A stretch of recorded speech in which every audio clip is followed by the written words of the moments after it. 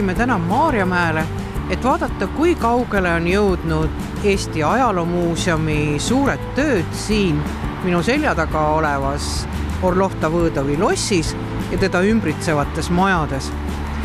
Kõik nad on hetkel küll külastajatele suletud, aga pea see päev ei koida, kui on kõigil meil võimalus tulla siia ja nautida, ma loodan, et kaunimat suvepäeva näiteks.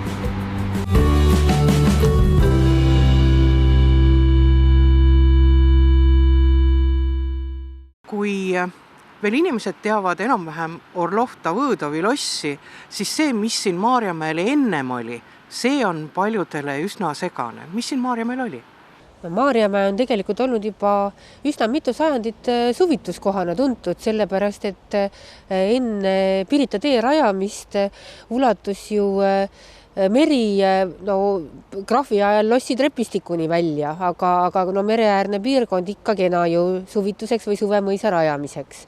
Aga tõesti enne seda 1811. aastal ehitati siia suhkruvabrik, Gottlieb Clemensi suhkruvabrik ja sellest ajast on tegelikult ka päris mitmed hooned siin säilinud, näiteks, et kes siin on käinud või tuleb ka pärast valmimist uuesti, on siin samas jääkelder ja siis mitmed need hooned, mis siin Pirita teele ka paista on pärit just nimelt sellest suhkruvabriku perioodist.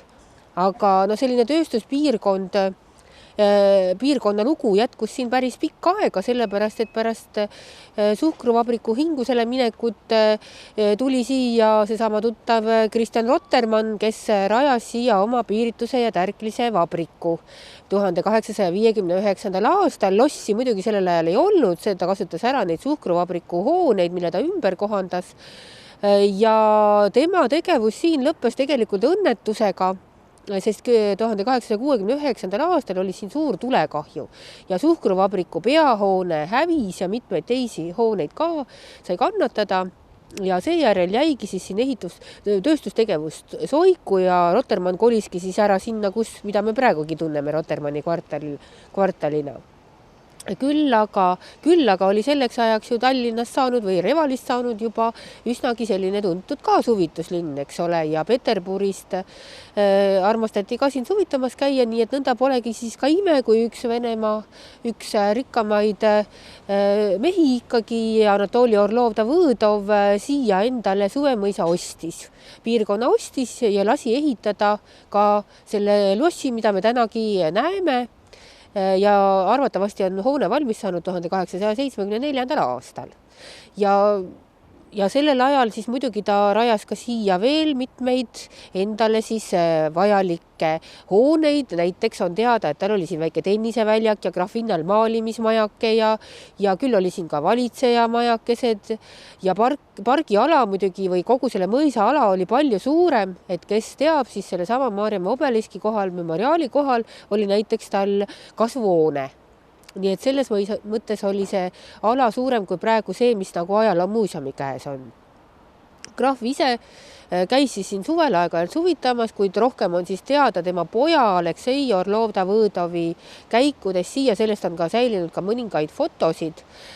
Kõige rohkem muidugi on selle lossi ja siinse piirkonna ajalugu uurinud Silvi Lindmaa Pihlak seoses sellega, et kui 70-ndatel hakati siia projekteerima, siis toonast Eesti NSV ajaloomuuseumi filiaali revolutsioonimuuseumina, nii et siis ka koguti ka palju materjale ja siis ka uuriti, et mis on saanud siis lossiaegsest või krahviaegsest mööblist. Ja tegelikult seda meil säilinud ei ole, mis on ka täiesti loomulik, sellepärast, et loss on ju elanud üle korduvalt ümberehitusi.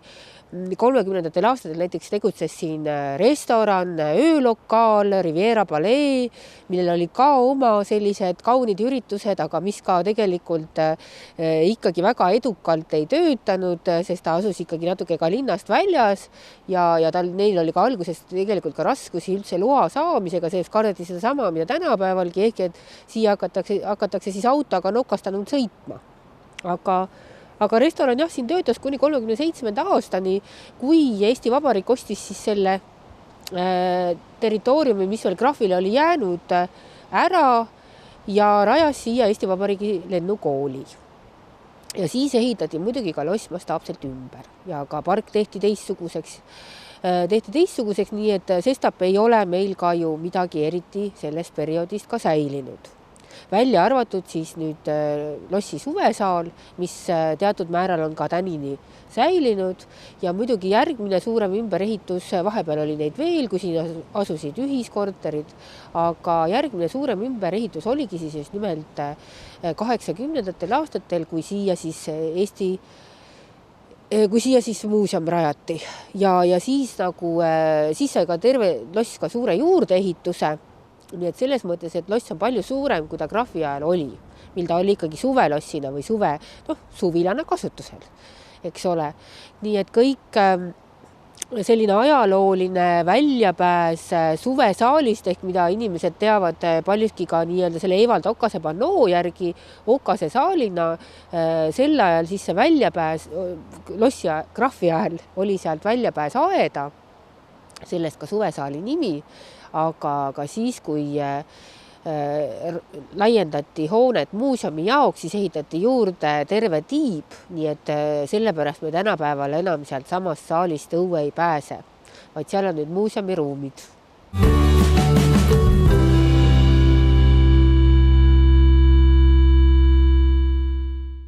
Teil on terve niisugune muuseumikompleks tulekul ja kuidas nüüd järjepidevust silmas pidades, mis esimesena valmis saab, mis teisena ja millal? Ja meil on tõesti suured plaanid teha siia selline tore vaba aja veetmise ja ajalookeskus, mis tähendab seda, et pargiala korrastatakse, siia tulevad lastele selline tore ajaloost inspireeritud mänguväljak. Muidugi kõige tähtsam uus asi on filmimuuseum, mis avatakse juba käesoleva aasta oktoobris, kui kõik kenasti sujub ja filmimuuseumine viib ka eraldi selline nii-öelda punase vaibaga kaetud filmialleeni, et kõik saavad ennast ka natukene tunda nagu filmistaarina muuseumisse minnes. Samuti tegelikult tuleb meil veel üks uus ehitis, see on hoidlahoone, mis on tegelikult muuseumi põhitegevusele äärmiselt vajalik ja mida me oleme ka kaua aega oodanud. Tõesti, tallihoone sai meil juba mõni aasta tagasi restaureeritud ja korrastatud ja seal on lihtsalt tulemas ka uued näitused, et juba sel suvel tuleb meile külla Soome Vabariik oma 100. sünnipäeva aasta näitusega, nii et saate tulla siis Kaema park on selleks ajaks juba enam-vähem korras, nii et saab tulla siia jalutama ja vaba aega veetma ja võib-olla isegi piknikule, kes valmistab ennast rohkem ette. Aga kõige suurem objekt ehk siis Maarjamäe loss ise, selle me avame külastajatele veebruaris 2018, ehk siis ilusti enne Eesti Vabariigi sünnipäeva ja suur ajaloonäitus Eesti Vabariik 100, Minu vaba riik valmib meie lossi teisel korrusel ja sinnagi lisandub lastele ja perekülastusele selline omaette tegevusala Lastevabariik, kus siis saab ka käed külge panna ja uurida, mis see riik on ja kuidas siis lapsed ise saavad ka selles kaasa lüüa. Nii et toredaid tegevusi jagub, tuleb ka söögikoht, nii et igati selline tore ja kaasaegne muuseumikompleks, kus siis aega veeta. Ja muidugi 2018 kevadel avab Eesti Teatri- ja Muusikamuuseum meil Tallihoones ka väga toreda näituse, see on nüüd Eesti levimuusika ajaloost, et kes on kuulnud, siis on ka meil Kuulsuste Koda juba korraldab oma üritusi, nii et näitus tuleb meil. Kõik see nõuab tegelikult paljusid väga usinaid töötajaid, kes tavaliselt reeglina on küll naised. Hetkel siin mehine seltskond ehitab, millega teie naised tegelevad, töötajad?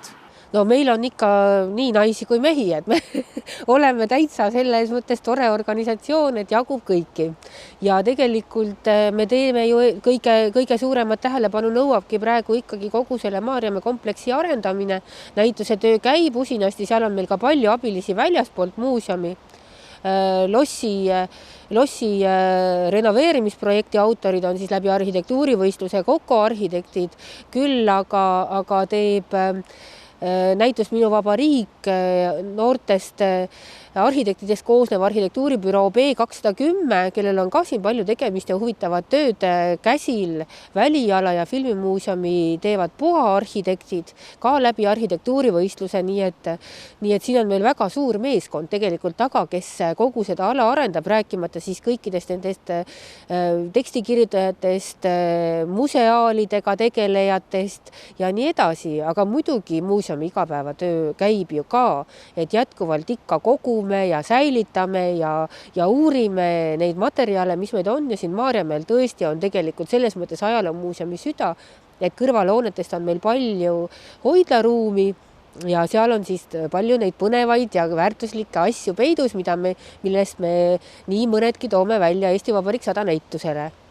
Ja muidugi jätkub töö Suurgildi hoones, et ega siis Suurgildi hoone on igapäevaselt kevadperioodil võib varsti külastajatele avatud ja seal ootab ju ka varsti näituse vahetus, nii et suveks teeme lahti reformatsiooniga seotud näituse, nii et see tõotab ka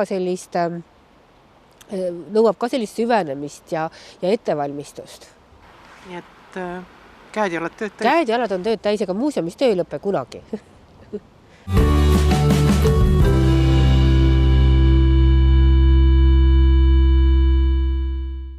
Mina tegelen jooksvalt siis kõiksuguste pisemate konserveerimistöödega, mis siis kogudes ette tuleb. Et tegelen kõikide materjalidega, et mis kogudes põhimõtteliselt olemas on, et pisemaid tööd siis teen mina, aga suuremad tööd, et need üldiselt siis seal aitavad meid Kanuti konservaatorid. Et siis see ruum on siin selline, kus on võib-olla sellised lihtsamad tööd.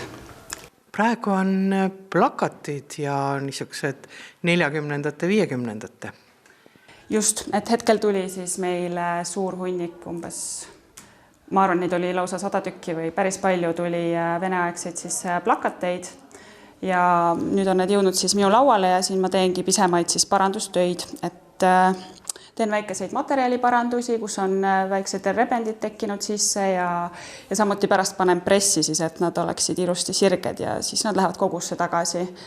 Et nad on sellised lõbusad asjad, et nad tegelikult väga meeldivad just turistidele ja inimestele, et neid on nagu hästi huvitav vaadata, et mida siis tol ajal peeti oluliseks inimesi, millest nagu teavitada, et selles suhtes nad on väga meeldib rahvale. Et kuigi esmapilgul võib-olla tundub selline asi, et kas see on üldse väärt nii palju tööd ja vaeva, aga tegelikult ma usun, et ajas nende selline väärtus kasvab kogu aeg. See on ilmselt see sama asi, et paljudel meist kodudes, eriti need, kellel on majad ja kus on üks pere elanud palju aastaid, on võib-olla mõned pisiasjad, no ma ei tea, kommipaberid või kommikarbid või mingid niisugused asjad, millele võib-olla mingil hetkel tähelepanu ei pööra, aga tegelikult tasuks pöörata tähelepanu. Ja kindlasti, et meil teinekord isegi helistavad inimesed väljaspoolt ja küsivad, et mida ühe või teise objektiga peale hakata. Et võib-olla küsimus isegi ei ole selles, et kas on üldse väärtuslik, aga just, et kuna see on juba pererahva jaoks nii väärtuslik, et siis soovitakse seda ikkagi kuidagi nagu säilitada tulevastele põlvedele. Et selles suhtes et see sentimentaalne väärtus, et see on ka väga oluline. Et millega ka ma arvan, et usun, et meie, mitte võib-olla nii väga sentimentaalne, aga selline tähenduse väärtus, et millega meie muuseum väga palju võib-olla siis tegeleb. Et just need lugude kogumine, et mis on nende objektide taga, et võib-olla kui objekt ise nagu esmapilgul ei tundugi nii oluline või nii eriline või ainulaadne, aga just, et mis need lood seal taga on. Kuidas teist restauraator sai?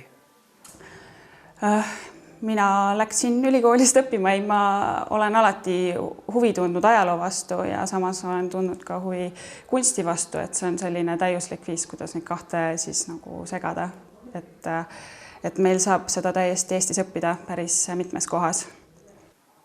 Ja ajaloomuuseum on ideaalne koht oma oskuste ja teadmiste rakendamiseks. Kindlasti, et just see, et tegelikult siin saab nii palju erinevaid materjale katsetada nendega töötamist ja üldse kõik need objektid on tegelikult väga huvitavad, et iga kord, kui midagi lauale satub, et siis sa ikkagi uurid seda tausta, et see on kõik ju kokku kogutud, see lugu, kuidas see ese on jõudnud siia muuseumisse ja mis see legend on, et see on väga põnev, et iga päev õpib midagi uut.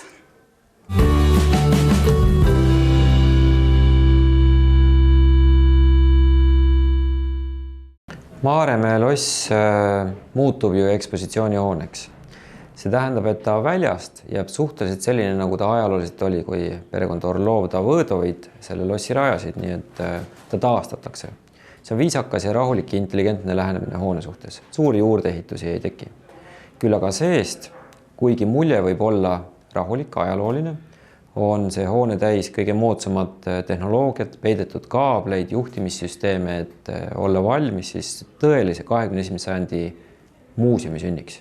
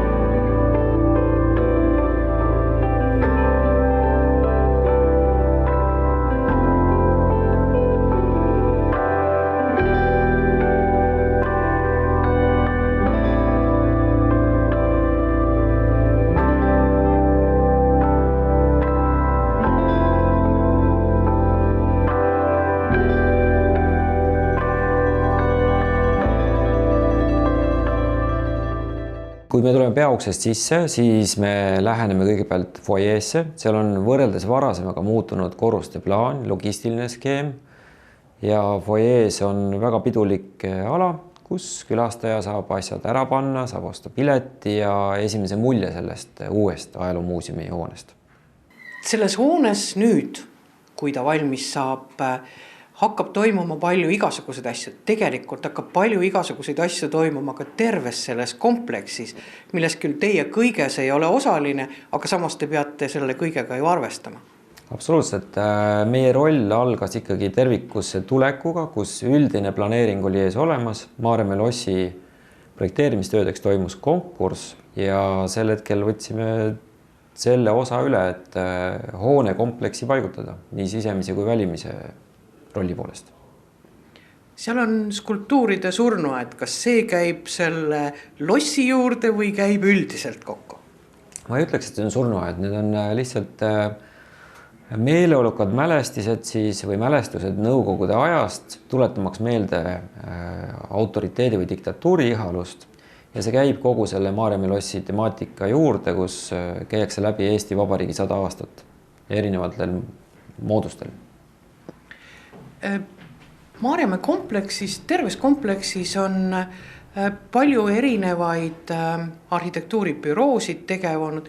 Osad on juba just nagu valmis, nagu Tallihoone oli ju paar aastat tagasi valmis või aastakese. Kuidas teie koostöö on olnud erinevate büroode vahel, kui seda on olnud? Ega siin ütleme, Maarjamäe kompleksi arendab ju Eesti Ajaloomuuseum, kes on väga tugev muuseum, kus on väga tugev liidrite tiim ja kes on varasemad kogemused omandanud nii Suurgildi hoones kui muude ekspositsioonide osas. Nii et ajaloomuuseum on need bürood kokku pannud või läbi konkursside leidnud ja hoiab seda protsessi ohjes. Kui palju teie büroo on teinud selliseid hooneid, kas tähendab rekkinud ikkagi, millel see väline ilme on peaaegu et jäänud samaks või on natuke muutunud, et kui palju teil on õnnestunud selliseid hooneid projekteerida? Neid on ikka ette tulnud, et meie enda kogemuses viimati sai meil valmis Rotermanni elevaator, mis on selles mõttes ju nii-öelda hoone, mis väljast näeb selline välja nagu 100 aastat tagasi, aga sees on toimunud tõeline funktsiooni plahvatus, et seal ei ole ei silosid, ei ole seal vilja ega mingisugused muid traktoreid. Nüüd on kontorid ja tantsusaalid ja me oleme varem ju teinud rekonstruktsiooni mõttes ka ajaloomuuseumi Suurgildi hoone, mis on ju 600 aasta vanune hoone, mis nii väljast kui seest näeb välja autentne, aga samamoodi tehnoloogiliselt on ta ju väga kaasaegne. Aga nüüd jälle tagasi tulles Maarjamäe juurde. Et kas midagi jäi kripelda, midagi oleks tahtnud teha veel selle Orlov-Davidovi lossile juurde sisse ümber peale? Tead, sellest konkursist või ka projekteerimisest on nüüd omajagu juba möödas, et need ihad, et seal võiks olla midagi juurde ehitatud, kuskil mingisugune täiendav tornik ja väljaulatuv tohutu astel või midagi muud. Need mõtted on läinud juba mineviku radadele, sest maja ka valmis saama ja praegu hetkel ei tunne millestki puudust. Ainult sellest, et millal maja lõplikult valmis saab? No see juhtub üsna pea, et ma saan aru, et ehitus on täitsa ikkagi lõpujärgus. Täiesti, isegi parkett oli osaliselt pandud. Mis on kokku arhitektide praegu laual olevad tööd? Praegu hästi palju erinevaid väikseid asju toimub, mis ajavad pea segadusse, aga kõige põnevam on see, et teeme praegu Astana Expole Gruusia paviljoni kujundust. Kõlab päris uhkelt. See kõlab väga huvitavalt, jah, et Kesk-Aasias teha projekti, mis valmis ehitatakse, on hoopis teine kogemus, kui teha seda siin või Skandinaavias, et täiesti teistsugune maailm. Erinev kultuur, erinev suhtumine arhitektuuri. Jah, aga erinevad ajalised planeeringud, et just. Aga Astana on hästi modernne ju. On modernne ja ülimalt kentsakas linn, et seal on palju maju, mis mulle on tuttavad lapsepõlvest, kui lugesin tuntud lastekirjaniku Nossovi raamatut Totu päikeselinnas, et selle teose arhitektuur tuli mulle meelde, kui hiljuti Astanas käisin.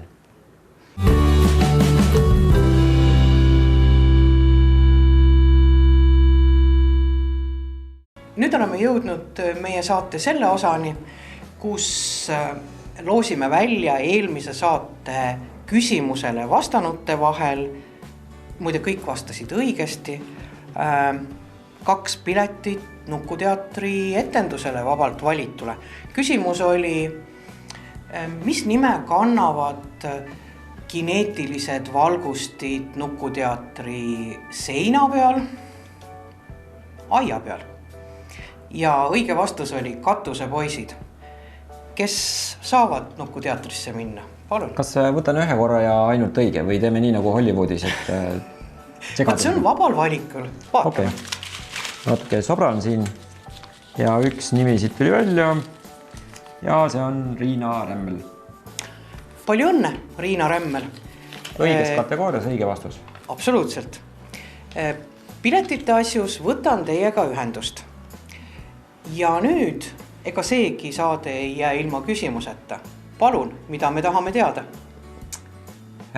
Vaatajad võiksid ära arvata sellise asja, et kui täna oli juttu Maarjamäe lossist, siis Maarjamäe ajalooline nimetus on Suhkrumägi. Suhkrumägi, Suhkur Tallinnas. Ja küsimus on, kust tuleb nimetus Suhkrumägi? Kas teate seda või otsite õige vastuse üles kuskilt? Aga saatke see 1,5 nädala jooksul meie saatele ehk saate meilile majadajas@tallinnatv.eu. Ja sellega on meie saade läbi. Kohtume, ma loodan kõigiga 2 nädala pärast.